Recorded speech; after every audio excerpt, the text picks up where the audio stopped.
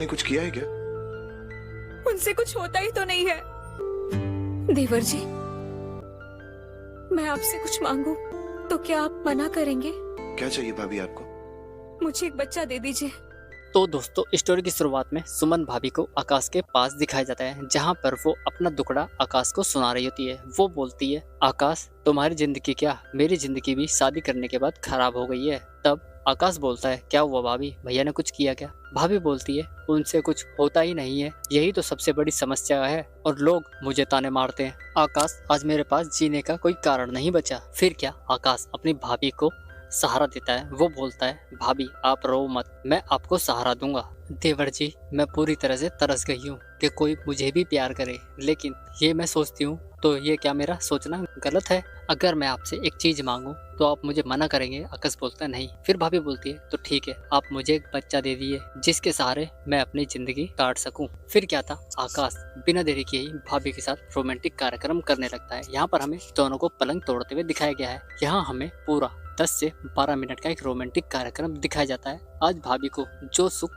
आकाश दे रहा था, वो सुख शायद भाभी को कभी उसके पति से नहीं मिल पाया था। यहाँ पर दोनों चरम सुख पा लेते हैं। अब नेक्स्ट मॉर्निंग फिर से हमें सब परिवार को साथ में दिखाया जाता है। यहाँ पर उनकी माँ जी सबको मिठाई खिलाती है। तब वहाँ पर हम आकाश को देखते हैं, वो बाहर से आता है और उसकी माँ उसे मिठाई देती है और बोलती है, ये ले बेटा, तू भी मुंह मीठा कर। तब आकाश पूछता है, भाई किस बात की मिठाइयाँ बढ़ रही है आज? तब उसकी माँ बोलती है, तू चाचा बनने वाला है और ये बाप और मैं दादी का सुख लेने वाली हूँ। ये सुनकर तो आकाश काफी खुश हो जाता है और वो उन दिनों को सोचने लगता है जब उसने भाभी के साथ रोमांटिक कार्यक्रम किया था। इसलिए वो सीधा भाभी के रूम की तरफ बढ़ने लगता है, जिसके बाद वो सीधा भाभी से बोलता है जाके, तुमने मुझे क्यों नहीं बताया कि मैं बाप बनने वाला हूँ? चलो हम आज ही इन सबको अपना रिश्ता बताते हैं कि तुम हमसे कितना प्यार करती हो। लेकिन भाभी उसका हाथ पकड़कर खींच लेती है और बोलती है, नहीं नहीं, मैंने तुमसे कब बोला कि मैं तुमसे प्यार करती हूँ? मैंने तो बस तुमसे एक बच्चा मांगा था और तुमने वो मुझे दे दिया, और मैंने आपसे कोई जोर जबरदस्ती भी नहीं की।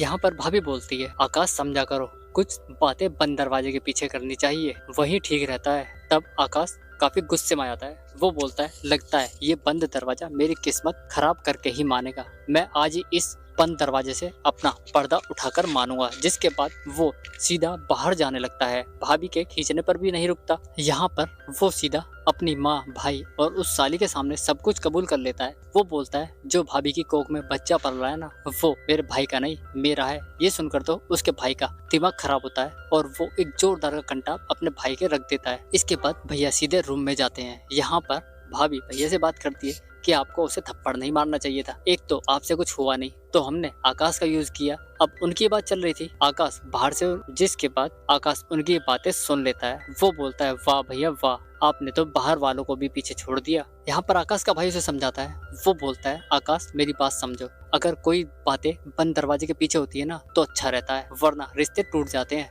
इसके बाद आकाश वहाँ से चला जाता है अपने रूम में। तभी पीछे पीछे उसकी साली भी वहाँ पर पहुँच जाती है और वो बोलती है, आकाश मैं जानती हूँ तुम्हारे साथ जो भी हुआ वो सब गलत हुआ। आकाश, मैं तुम्हें ऐसे तकलीफ में नहीं देख सकती क्योंकि मैं तुमसे प्यार करती हूँ। जिसके बाद यहाँ पर दोनों बिना देरी के ही रोमांटिक कार्यक्रम करने लगते हैं। लेकिन कुछ देर बाद निशा बोलती है, मैं तुम्हें वो सब कुछ करने दूंगी जो तुम मेरे साथ करना चाहते हो, लेकिन सबसे पहले तुम्हें अपनी फैमिली के सामने मुझे अपनाना होगा। उनका कार्यक्रम कुछ आगे बढ़ता इससे पहले ही हमारा ये एपिसोड भी खत्म हो जाता है। तो मिलते हैं नेक्स्ट एपिसोड में, तब तक के लिए धन्यवाद।